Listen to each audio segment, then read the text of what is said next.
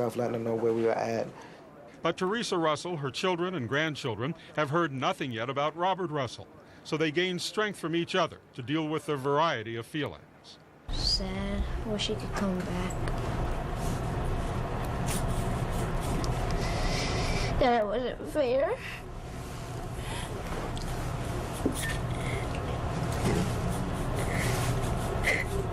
Somebody's noise.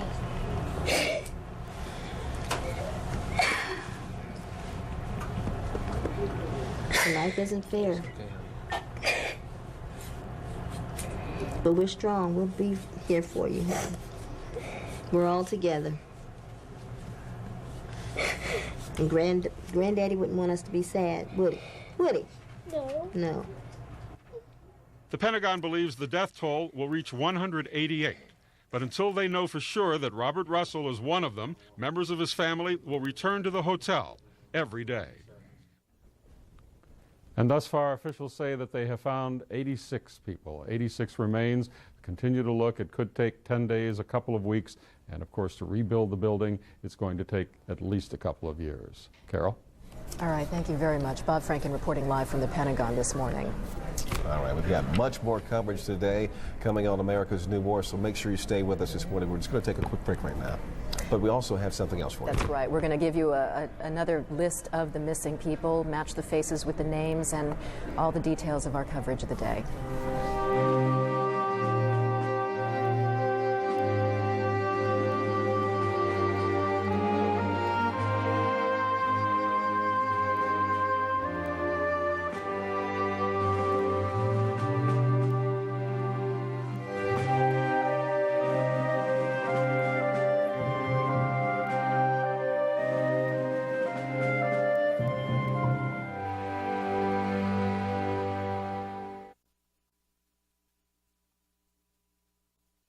The search for life and loved ones continues as President Bush promises victory against terrorism.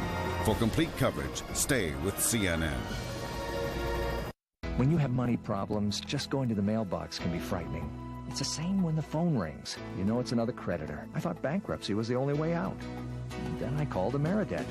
Every day, Ameridebt helps more people with money problems. We're a nonprofit organization offering free consultations to consumers seeking to eliminate their debt. Now my balances are dropping, and I only have one small monthly payment. Call this number regardless of your situation. Ameridebt, helping America get out of debt. It wasn't only a career change, it was a change in our lifestyle. I'm really proud of her. She's really cool. She brings a different point of view. I think she'll get ahead very fast. Thanks to my education, my family and I feel much more secure. ITT Technical Institute, education for the future. To find out more, call 1-800-741-5232. That's 1-800-741-5232. This is CNN.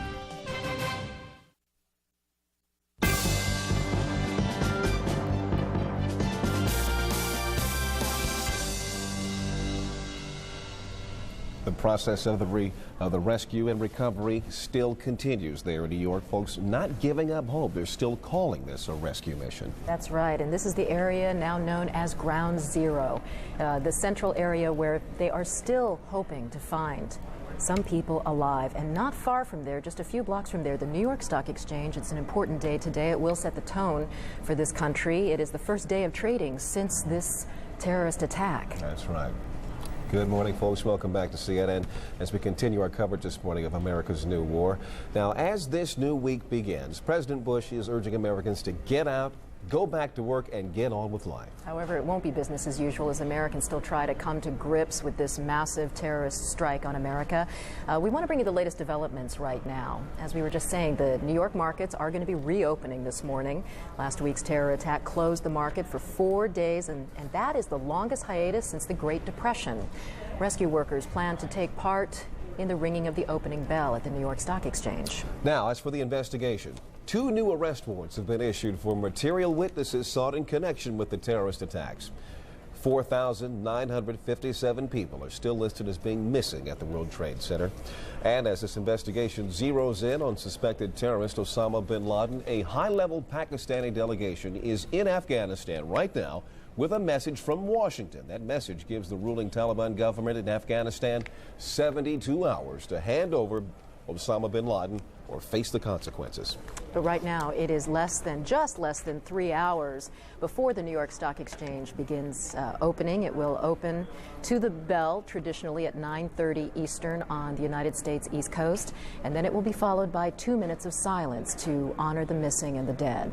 CNN's Bill Hemmer, though, is en route to the New York Stock Exchange. And Bill, we were talking earlier, and it just sounds like you're walking through a war zone. We have arrived, Carol, and for anyone who's coming down to Wall Street to work today, the best advice we can give you is take the subway. For those familiar with Manhattan, the J, the M, or the Z line runs right down into Broad Street, and it appears at this point that's your best option. The surface streets in this part of Manhattan are still choked and clogged with security on nearly every street corner. We walked for nearly 45 minutes this morning trying to get to our location here. On nearly every street corner, there are those who have seen the National Guard, local and state police stopping people, checking identification, turning a number of people away. Dick Grasso, the chairman, has arrived, though, and so too has the Treasury Secretary, Paul O'Neill. A few moments ago, Grasso was saying that we are, quote, back in business now and the markets will not be stopped. The Treasury Secretary is saying Americans should be and will be Americans today. He'll be taking part in the ringing of the opening bell. We are seeing some traders and some employees trickle past us at this point from our location here on Broad Street. Again, as you mentioned, Carol, about 3 hours away from that opening bell. And one other thing that should be pointed out, it is quite striking. We are only 3 blocks from the World Trade Center, and so many of these traders and workers had friends, no doubt, and family members inside the World Trade Center. This indeed will be a difficult and emotional day for them today. Carol. Indeed. Bill, what is the scene right outside of the New York Stock Exchange that's going to greet these workers? We're looking at flags now hanging from the exterior wall.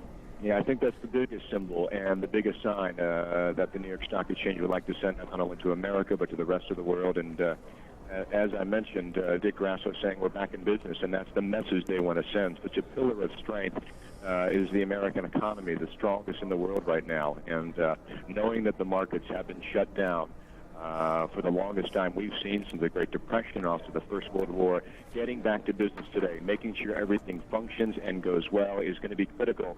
And then the other side of that coin, Carol, certainly is what do the markets do today? Do they stabilize?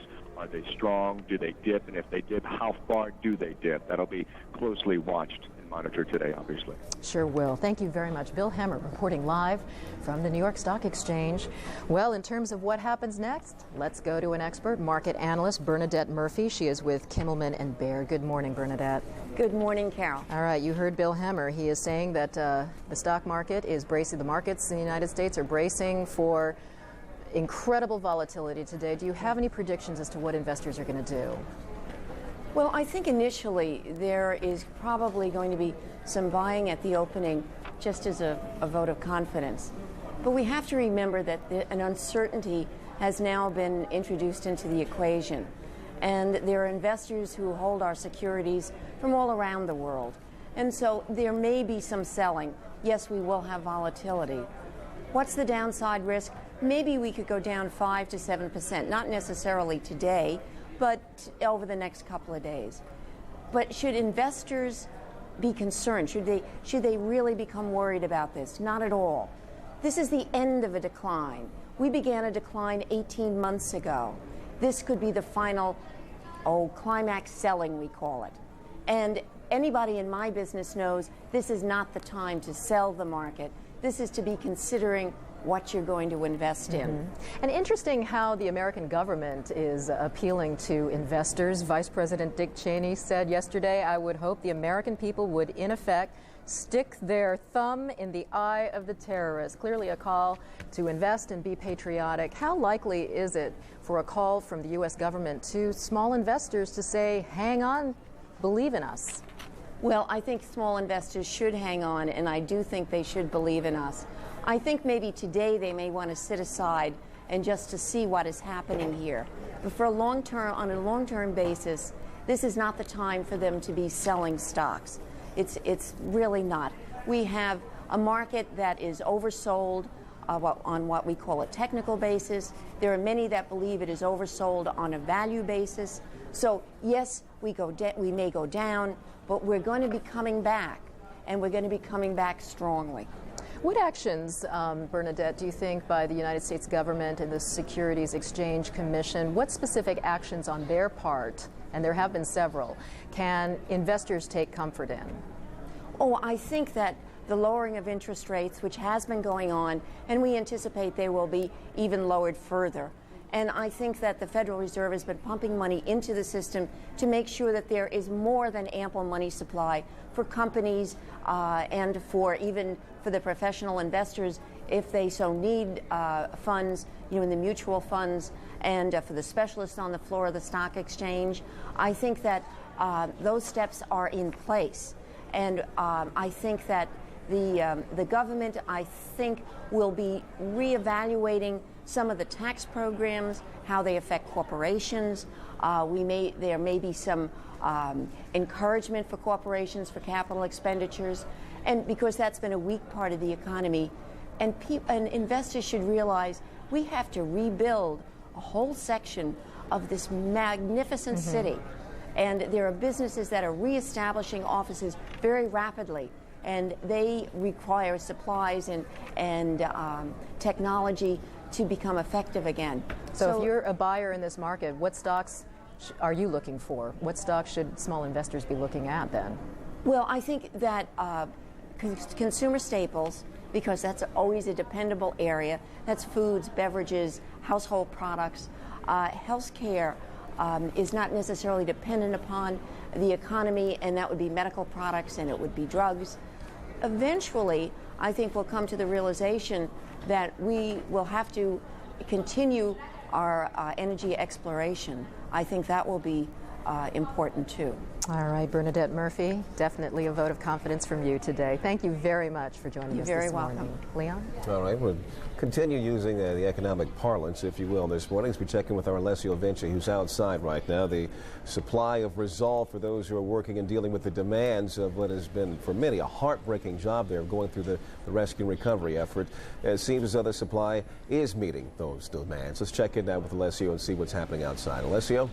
Well, Leon, if I could sum up the mood of the rescue workers in 2 words, I would say tired and frustrated. Tired because they've been working all night, 6 days now, 12-hour shifts. Frustrated because so far the only thing they're being able to pull out of that rubble is 190 bodies and many body parts, but so far nobody alive since Wednesday, and this is really taking a big toll on the mood of the rescue workers here, who still believe that perhaps somewhere underneath that big pile of rubble somebody may still be alive.